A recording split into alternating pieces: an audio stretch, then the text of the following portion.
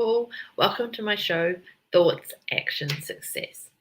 This week, let's talk about being wildly wealthy. Let's talk about money, gorgeous. How is your relationship with money right now? Be really honest with yourself. Does the mere thought of money make you expand or contract? Do you constantly feel like you don't have enough?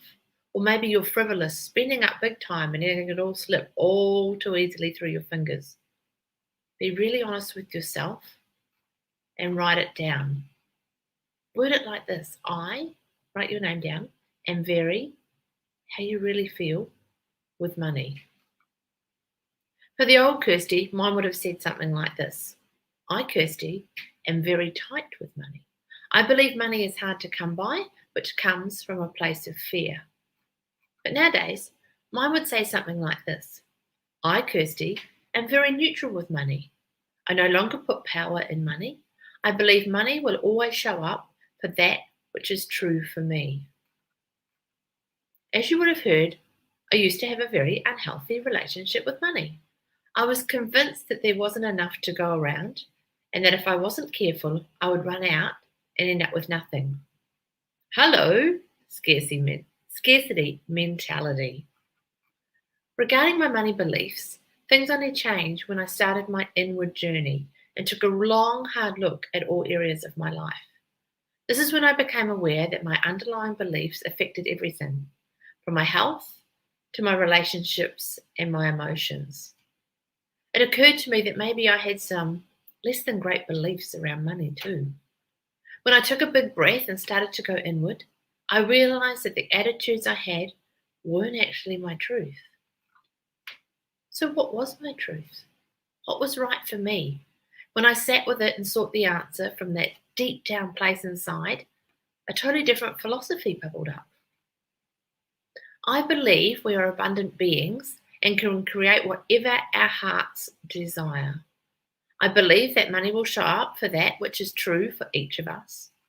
I believe we are only limited by the voices in our head.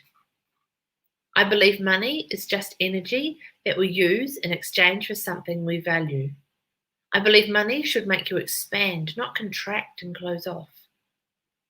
This is what rang true for me. This is what I actually believed deep in my bones, but simply realizing it wasn't enough. I had to reprogram my money mindset in the same way I had reprogrammed my beliefs on health and love. So I began to consciously embrace these heart-fueled truths.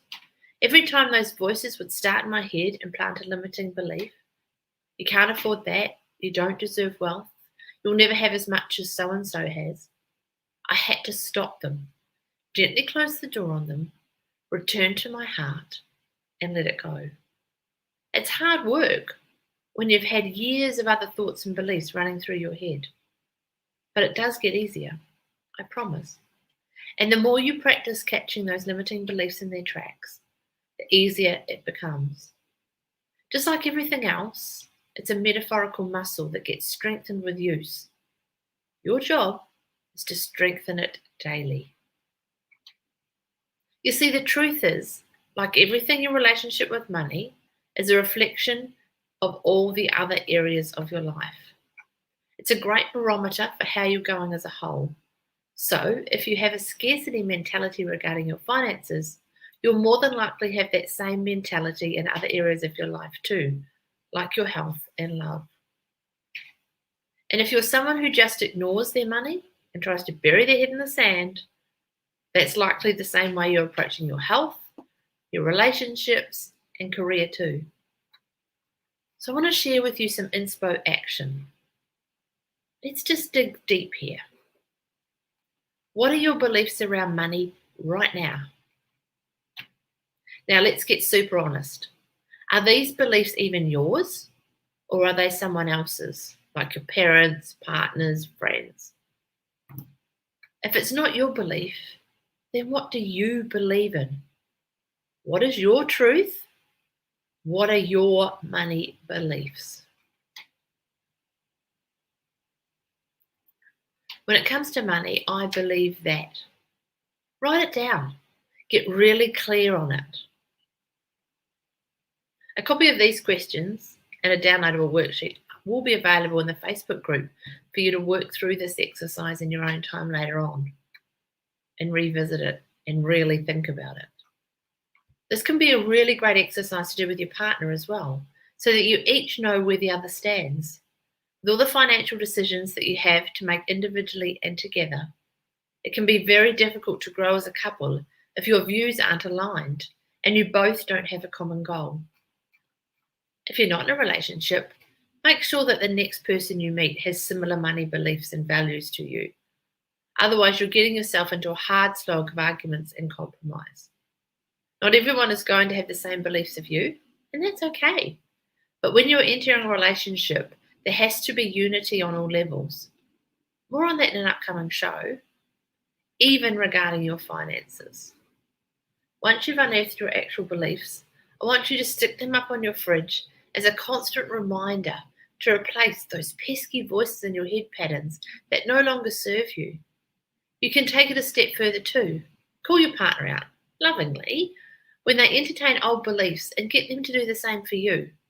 Although you must remember to always come from a space of love.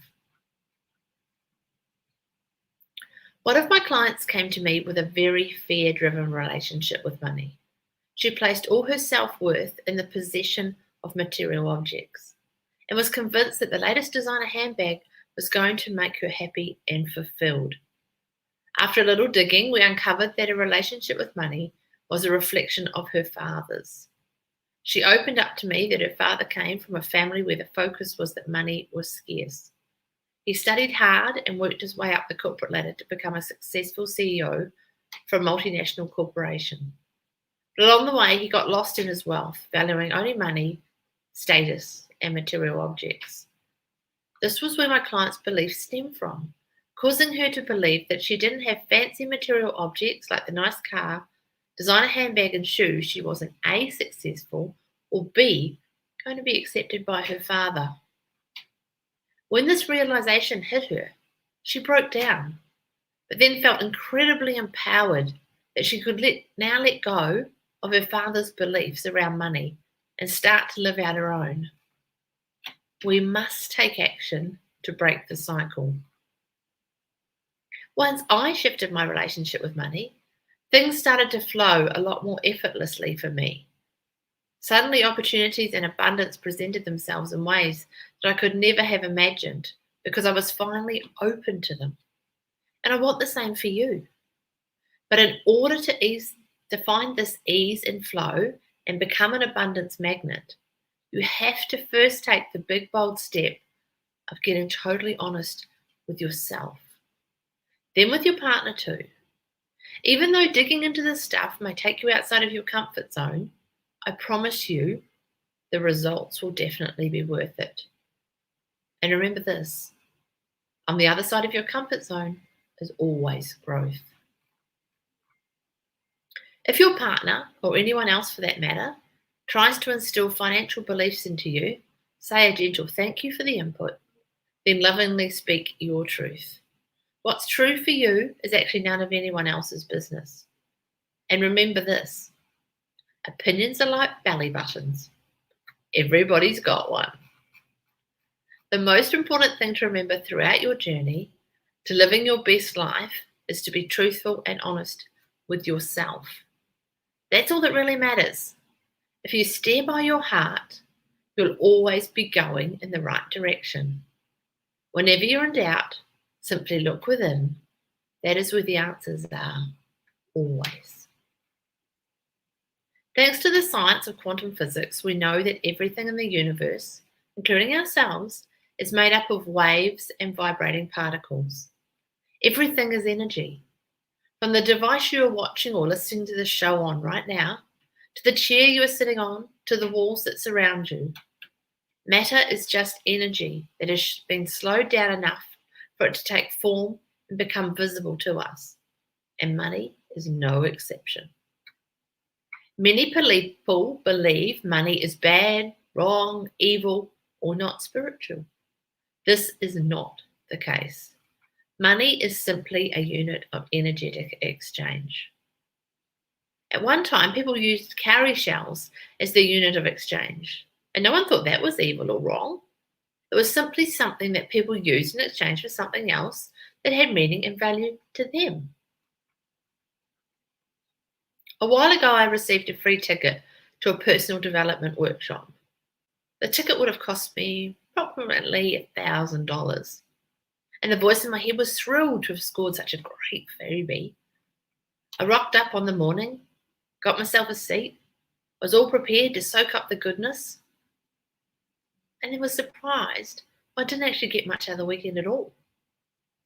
Later on, I figured it out. It wasn't anything to do with the workshop itself. It had been great content, so everyone was telling me, presented by brilliant speakers. But because there hadn't been a fair exchange of energy, I hadn't deeply valued what had been presented. As a result, I didn't get anything out of the workshop.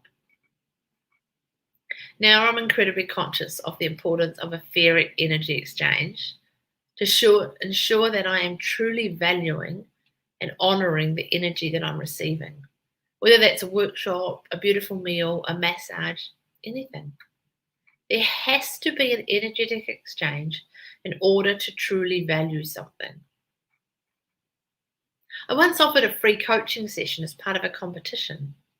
The person who won rocked up on Zoom 15 minutes late.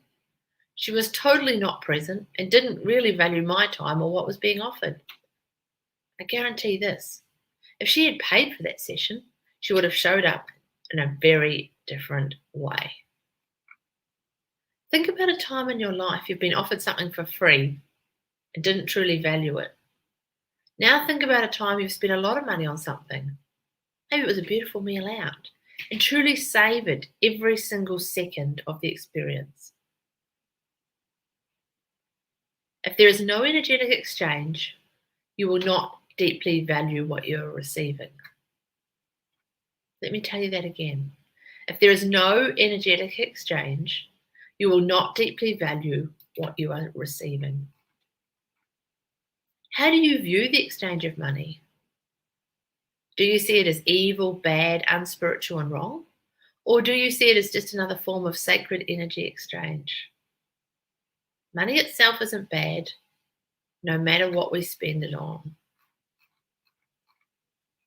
How people choose to use their money is up to them, and it's actually no one else's business.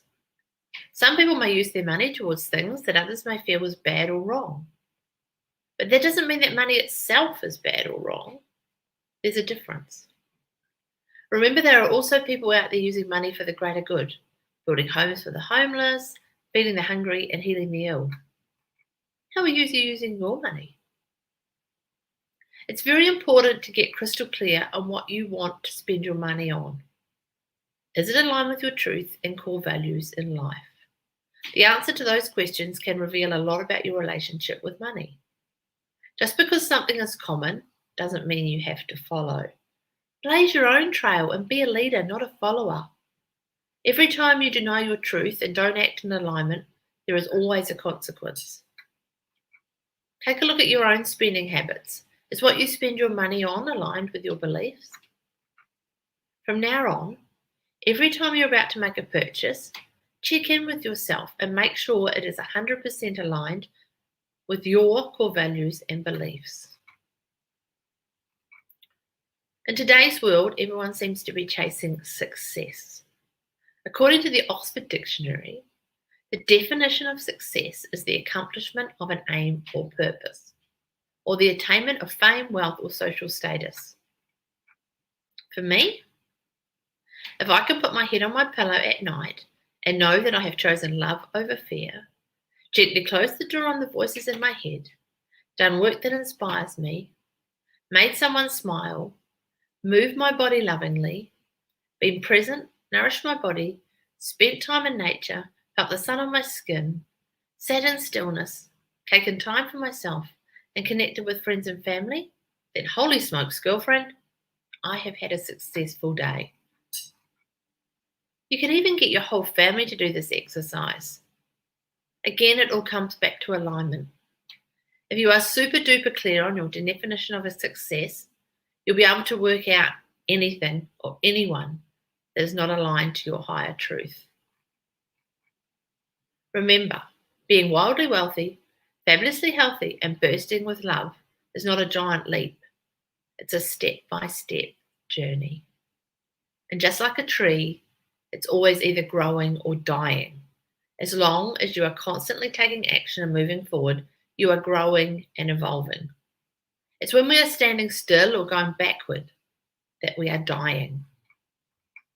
The same principles apply for financial success. What do you believe in? What is your personal definition of financial success? For some people, it means owning a portfolio of properties, a fancy car, and some serious bling. Others see it as living without debt or being able to put a deposit on their first home or travel. Whatever you believe is perfect. But make sure that your beliefs ring true for you and aren't someone else's. Personally, if I have enough money to do what I love each day, to put nourishing food on the table, to have a roof over my head, to travel and to contribute to the world through such mediums as this show, then I'm doing just fine. From now on, it's your job to catch those voices in your head when you aren't sticking to your definition of success and gently close the door on them. Reprogramming your thoughts and mastering those voices will take practice, but it's oh so worth it. Do you want to experience abundance in all areas of your life? Let me hear a hell yeah. Great. Now I'm not just talking about financial abundance here. I'm talking about abundance in all areas of your life, your health and love too. From my previous shows, in particular episode 4, you already know how important your worthiometer is for attracting in good stuff in your life. In case you've forgotten, it needs to be cranked to the max. But to really manifest true abundance in your life, you've got to focus on 2 things: the energy you are vibrating at and being open to the gifts and opportunities the universe is sending you. It's a universal law that what you put out, you get back in return. If you want to have more, you must first become and give more. Let go of your limiting beliefs that abundance isn't possible for you. We are all connected, all part of the same oneness, which means we are all able to experience abundance if we so wish. You must first decide that abundance is what you truly desire. Then let go of those voices in your head, dial up your worthiometer, get out of your own way, stay open, and let it flow. Start there, my love. Go on. It's time to play big.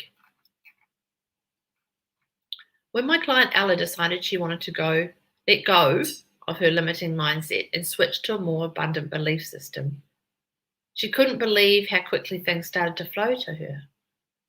She was living with flatmates and really wanted to move out on her own. At first, she didn't feel worthy, but after a few sessions together, we reprogrammed her beliefs and I taught her how to master the voices in her head. Then the most amazing opportunity presented itself to her. A friend of a friend had to move interstate for work and needed someone to look after a cat in her apartment and didn't want to advertise it to total strangers. And because of her circumstances and work paying for her interstate accommodation, she offered the place to Ella rent-free until she knew what she was going to do long term. See what happens when you master those voices in your head? You open yourself up to opportunities you might not have seen if they were running the show. Be open to abundance showing up in different forms. Doesn't only have to show up in the way of money. For Ella, it showed up as rent-free accommodation. Stay open and don't be focused on the idea of it flowing to you solely in the form of money. I often hear women say, I need to find my spiritual side, or that wasn't very spiritual of me. But what does that actually mean? All religion is a form of spirituality, the purpose being to bring you closer to God, the one, the divine, Jesus, love, source, Buddha, whatever you resonate with. But religion aside, let's talk spirituality. First of all, being spiritual doesn't mean you have to wear white robes and move to the Himalayas. Spirituality is a state of being. It's an intuitive, deep down knowingness that we are all connected to all things everywhere. Spirituality says that even though you may think you are limited and small, you are not. You're greater and more powerful than you have ever imagined. You are magnificent, and an almighty light exists within you, just as it lives within everyone and everything. There is no separation, just oneness. This means you are not limited by things like your race, sex, family, job title, marital status, bank balance, or your roles in life. Spirituality goes beyond that and says there is so much more. Spirituality focuses on the inside of life. French philosopher Pierre Teilhard de Chardin once said, "We are spiritual beings having a human experience." And I believe this is to be true. Experience being the operative word. So what do you want to experience in this lifetime? None of us know how long we are here for, so why not start experiencing what your heart desires today? Do those voices in your head tell you that's not possible? Do they say you don't deserve that kind of abundance? Do they whisper that there are still so many things you need to do before you can be happy and content? That's a load of BS. So let's drop it right now and focus on the truth. We don't know how long we are here for, so we may as well make the most of it and live life to the fullest, right this very moment. The weight of this potent truth really hit home for me when my dad passed on. And although it was heart-wrenchingly painful, one of the biggest lessons I got from that experience was how precious each and every single moment is. All the things I was worried about seem no longer matter with this type of life-changing perspective jolt. So many people these days are just going through the motions. Not many are truly living, and when you do come across someone who is, it's inspiring to watch. So let me ask you this. Do you feel like each day is Groundhog Day? Are you just going through the motions of the daily grind, or are you in an active participation in life? Seriously living each and every moment like it's your last. To approach life materially is to rely chiefly on the empirical evidence provided by the 5 senses. What you can see, hear, taste, touch, or smell. Someone who is materialistic will constantly try to fix, change, and improve their outside world rather than instead of looking within. The problem with this way of living is that the way you think and feel is dependent on your external world. Your measure of happiness, success, and joy is limited by the physical realm. The spiritual world does not depend on the exterior. It goes beyond our 5 human senses, beyond the physical, and instead delves into the realm of intuition, energy, and love. Spirituality says that what you seek externally you already possess, meaning there's no need to search outside yourself. Everything you need is already within you. Let me repeat that. Everything you need is already within you. So are you living a material life or a spiritual life? It's safe to say the old me was definitely living a material life, but I am now so much more fulfilled living a spirit-driven life. So what does a spiritual gal really look like? Someone who is spiritual chooses love over fear in every moment. Her heart is her compass. She treats herself and all beings with utmost love, care, and respect, and knows that everything is interconnected. She truly knows deep down how magnificent she is. She nourishes the temple she's been given to house her soul. She lives a purposeful and passion-fueled life. She knows her mission and her why in life. She meets everyone with love. She is authentic and honest. She shares her unique gifts with the world. She is of service. She lets her uniqueness shine through. She has a soft heart. She doesn't compare. She knows that everything passes, nothing is stagnant, and that our nature is to die, to birth, and to shed the old. She possesses a calm and grounded presence. She is present. She trusts in the flow of life and knows that everything is unfolding exactly the way it's meant to. She cherishes every moment and knows that life is a sacred gift from the divine source. I believe you can still be a spiritual girl in this material world. You can marry the two. My happiness does not depend on material objects. My happiness comes from within. I believe we are here to evolve our human consciousness. God, the universe, the one, love, whatever you believe in, has given us the ultimate playground, and we are here on earth to relish in it. This includes appreciating beautiful sunsets, flowers, mountains, rainforests, oceans, the stars, and all the beauty Mother Nature has to offer. It also includes enjoying the hell out of the latest pair of high heels if you so wish. There is no shame if you're coming from love. Don't let those voices in your head fool you here. If those shoes are true for you, you'll know it. And everything about buying and wearing them will feel good deep down in your core. If they're not aligned with your truth, you'll feel that too. Whether it's a contracting feeling when you click add to cart, a squirm in your stomach when you leave the shop, or a tiny twinge of guilt whenever you put them on. Listen to that. Remember, there is always a consequence when you choose fear instead of love. It's also important to note that there's no shame in honouring yourself and taking pride in your appearance. Looking after yourself and making the effort will not only make you feel good from deep within, but it's a beautiful act of self-love and a simple way of saying, I love, honour, and respect myself. A little example. Occasionally, if I'm not tuning into my truth and feeling lazy, I will head straight into my day after finishing my morning exercise. Sweaty workout gear and all. All morning, I'll feel icky, uninspired, and flat. The feeling only lifts when I finally tune into my truth and take a shower, brush my hair, put on my favourite jeans and a nice top. I instantly feel so much better, and when I sit back down at my desk, inspiration inevitably starts to flow again. So take the time to make a little extra effort in the morning, even if you work at home or for yourself. It's a form of self-love and will make a massive difference to the energy you take into your day. So let's recap the key takeaways from this show about being wildly wealthy. Remember, money is just energy. When you spend your money, always ask yourself, is this aligned to me and my core values? Stay true to your definition of success. Choose to have an abundance mindset. Spirituality is a state of being.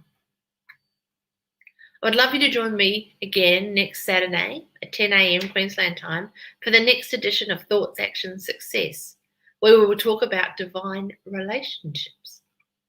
In the meantime, jump over and join me in the Thoughts, Action, Success Facebook group for exclusive access to further inspo action from this episode. Have a fantastic rest of the weekend, and we'll talk again soon.